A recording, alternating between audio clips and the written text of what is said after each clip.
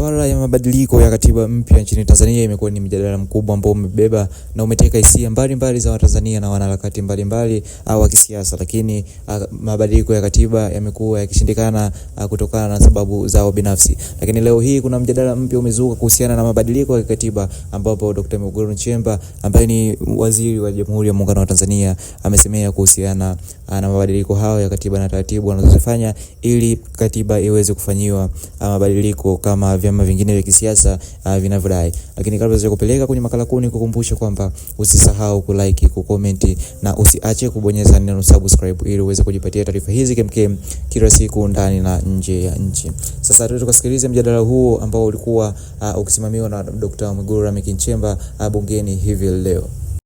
Marekebisho ya katiba ambalo ni mojawapo ya ahadi ya Chama cha Mapinduzi kupitia ibara ya 47 kifungu kidogo cha pili cha ilani ya uchaguzi ya CCM ya mwaka 2025, Mheshimiwa Rais alisisitiza kuwa serikali itafanyia kazi swala hili kwa kuanza na kuunda tume huru ya uchunguzi wa matukio ya uvunjifu wa amani yaliyotokea wakati na baada ya uchaguzi mkuu, na kufuatiwa na kuunda tume ya usuluhishi na maelewano na kuanzisha mazungumzo ya maridhiano na upatanishi. Ninapenda kulitaarifu bunge lako tukufu kwamba serikali imejipanga kikamilifu kutekeleza vipaumbele vyote vilivyoainishwa.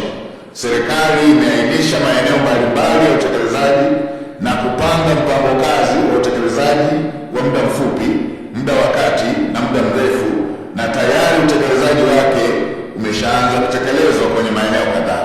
Hivi sasa serikali kupitia wizara za kisekta imeanza kutoa taarifa kwa umma kuhusu hatua mbalimbali za utekelezaji na zilizokamilika zinazohusiana na ahadi za Mheshimiwa Rais za siku 100 baada ya kuunda serikali ya awamu ya 6 kwa kipindi cha pili.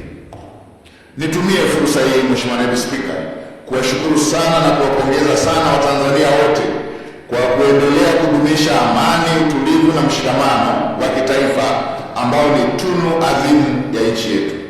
Amani tulionayo ni matokeo ya kuheshimiana, kuzingatia misingi ya haki, wajibu na kila mmoja wetu kutimiza wajibu wake kwa wajibu wa katiba kama ambavyo umeelezewa kwenye katiba, sheria na mila zetu.